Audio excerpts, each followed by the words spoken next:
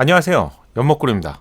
쌍용 토레스의 돌풍이 정말 대단한 것 같은데요. 사전계약 첫날에만 12,000여 대를 넘겼다고 알려드리면서 제가 돌풍이라고 표현했어요. 그리고 29일 기준에 이데일리의 기사를 보면 누적으로 25,000여 대를 이미 넘겼다고 하네요. 이건 좀 대단해서 알고 넘어가야 될 것 같은데, 우리가 사전계약을 말할 때 보통 첫날 사전계약 대수가 전체 물량의 60% 이상, 70%, 80%에 도달하게 되는데요.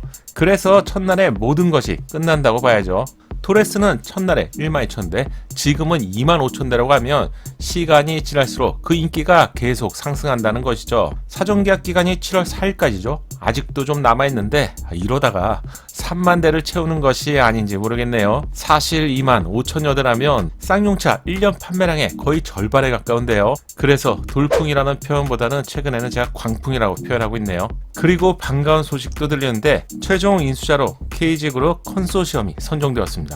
KG그룹은 토레스의 광고를 자사 전광판에 노출시켜주면서 적극적인 모습을 보여주었는데 개인적으로 참 보기가 좋았어요. 에디슨 모터스보다 경영 정상화 관점에서 본다면 KG그룹이 자금력을 포함해서 경영 정상화를 앞당길 수 있는 기업이기 때문에 앞으로 잘 해주길 저는 응원하고 싶네요. 이번 영상에서는 세 가지를 알려드릴 건데요. 첫 번째, 토레스 전기차가 정말 나올 수 있습니까? 이런 문의들이 늘어서 이 얘기를 할 거고요. 그리고 픽업 트럭 소식도 함께 알려드리겠습니다. 그리고 사전계약이 끝나가는 시점이 되어가니 커스텀 마이징 품목에 대해서도 문의를 주고 계시는데요. 이 부분도 함께 알려드릴게요. 토레스와 관련해서 토레스 전기차와 토레스 픽업 트럭이 준비되고 있다는 것을 알고 계신가요? 토레스에 관심이 많으신 분들이라면 아마 한 번쯤은 들어보셨을 것 같은데, 사실 이건 토레스의 사전계약 대박 여부와 관계없이 전기차 소식은 올해 1월이었죠. 당시에는 이름이 토레스가 아닌 J100 코드명이었는데요. 모토 ES를 포함한 해외 채널을 통해서 해당 소식이 먼저 오픈이 되었던 내용입니다. 즉 토레스가 사전계약 초대박 이전부터 추진한 내용이고요. 토레스의 양상과 함께 미리 계획이 되었던 부분이죠. 토레스의 전기차 출시 시점도 궁금해 하시는데요. 내년이 2023년도에 토레스 전기차의 양산을 목표로 하고 있습니다. 이러한 과정에서 토레스의 사전계약 판매량 초대박 움직임은 토레스 전기차 그리고 픽업 트럭을 가속화하는 데는 분명한 기폭제 역할을 하겠죠. 여기에 정말 많이 기다리시는 KR10까지도 가속화될 것 같네요. 한마디로 토레스의 사전계약이 대박 행진을 보이면서 쌍용차 인수전도 급물살을 탔고요. 결국 KG그룹이 인수하게 되었고요. 쌍용차의 신차 프로젝트도 급물살을 타게 될 것 같네요. 그런데 이런 정황만 있는 것은 아니고요. 토레스의 전기차 및 픽업 트럭 내용은 상표권 출원 현황표에서도 확인할 수 있는데요. 이미 다 계획이 되었던 말이겠죠. 따라서 순조롭게 진행이 된다면 현재의 렉스턴 중심의 라인업에서 토레스와 토레스 전기차, 토레스 픽업 트럭이 개발되고요.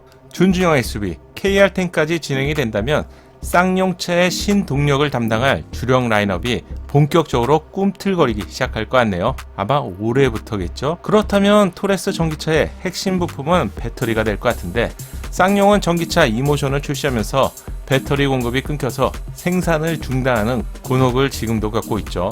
그래서인지 이 부분도 어느 정도 정리가 되어 있는데, 쌍용은 BYD와 배터리를 공급하기 위한 MOU를 에디슨 모터스 인수 중에도 이미 체결하고 진행하고 있었습니다. 실제 기술진도 파견이 되어서 밑작업을 하고 있는 것으로 알려졌는데요. BYD는 자동차를 좋아하시는 분들이라면 꼭 알고 있어야 할 자동차 배터리 관련 제조사죠.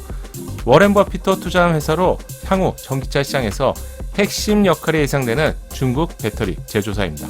일각에서는 중국 배터리를 사용한다는 것 그 자체만으로도 좀 부정적으로 보는 시각이 있는 것 같은데요. 이 자료를 보시면 좀 달라지실 것 같은데, 자동차 배터리의 점유율을 보면 1위가 중국 CATL이고요. 2위가 LG 에너지 솔루션이죠. 그리고 3위가 파나소닉, 그리고 4위가 BYD인데요. 우리 기업도 분명히 잘하고 있지만 내연기관 시대와 다르게 전기차 시대에는 중국이 자동차 강국으로 부상하고 있습니다. 이게 현실이에요.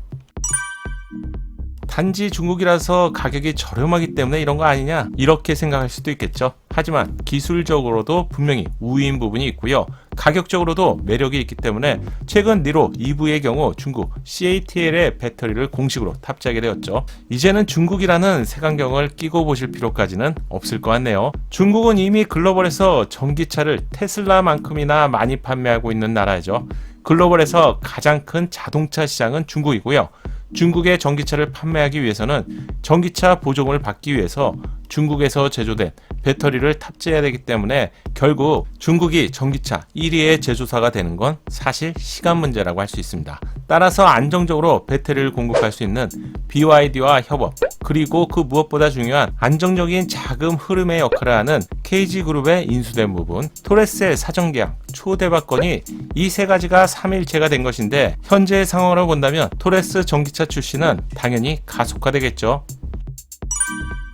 마지막으로 토레스 커스터마이징에 관련된 문의가 있는데요. 차주 월요일인 7월 4일이면 사전계약이 모두 종료가 되죠. 그래서 이제 커스터마이징도 끝나는 건가요? 이런 문의가 많은데요. 커스터마이징 품목은 차량이 출고 전에는 언제든지 추가가 가능한 품목입니다. 즉 차량의 트림이나 색상을 선택하는 것과는 별개의 문제라는 거죠. 따라서 출고 전에 대부분 변경이 가능하고요. 영업사원을 통해서 신청이 가능합니다. 제공되는 항목과 가격을 한번 좀 짧게 볼게요. 루프 크로스바는 45만원이 제공되고요. 기본 디자인으로요. 루프 바스켓을 부착해 놓고 다니는 것이 좀 부담되시면 소프트 루프 박스나 수시로 부착했다가 분리하실 예정이라면 크로스바를 통해서 안정적으로 쉽게 부착이 가능하고요. 또 탈착이 가능하기 때문에 편리하게 사용할 수 있죠. 루프 바스켓은 80만원에 제공되는데 항상 작은 공구 박스 등을 고정적으로 사용하신다면 좋은 선택이 될 수 있습니다. 크로스바의 루프 박스를 조합하는 것보다는 전고가 아무래도 조금이라도 낮기 때문에 오래된 아파트에 전고에 대한 부담을 줄일 수 있는데 토레스의 전고가 1720mm죠. 아주 오래된 아파트라고 해도 지하주차장 출입구 전고가 최소 2100mm 이상은 대부분 확보가 되기 때문에 바스켓의 높이를 포함해서 50cm 미만이라면 고정형으로 사용해도 좋을 것 같네요. 블랙박스는 아이나비 Z900 제품으로 21만원에 제공됩니다. 블랙박스는 영업사원이 서비스로 제공하는 경우가 간혹 있으니 체크하시고 선택하시면 될 것 같네요. 빌트인 공기청정기는 센터 콘솔 상부 쪽에 암레스트 부분에서 빌트인으로 제공되죠. 가격은 40만원입니다. 선택하시는 경우 블랙 색상으로 암레스트 콘솔 커버가 변경되는데 한편으로는 이 디자인이 좀 포인트 역할을 하죠. 미선택 시에는 실내 인테리어 컬러와 동일한 색상이 제공됩니다. 어린 자녀를 두거나 자주 운행하시는 분들이라면 아무래도 있는 편이 좋은데 모든 공기청정기는 팬이 작동이 되면 소음을 동반하기 때문에 소음에 좀 민감하신 분들이라면 직접 한번 들어보시고 선택하시는 것이 좋을 것 같네요. 감각적인 사이드 스텝은 45만원이 제공되는데 살짝 좀 비싼 감이 있죠. 쌍용차는 전고가 대부분 높기 때문에 사이드 스텝은 어린아이나 어른을 모신다면 꼭 하시는 편이 좋고요. 이머전시 이스케이프 키트는 5만원이지만 사전계약에서 기본으로 제공되죠. 이번 영상에서는 토레스 전기차와 픽업 트럭 출시에 대한 가능성, 그리고 커스터마이징 품목에 대해서 알려드렸는데요. 작은 도움이 되셨다면 좋아요로 격려해주세요. 다음 영상을 제작하는데 큰 힘이 됩니다. 감사합니다. 작은 도움이 되셨다면 좋아요 부탁드리고요. 구독과 알림 설정을 통해서 정확한 신차 정보를 빠르게 만나보세요. 감사합니다.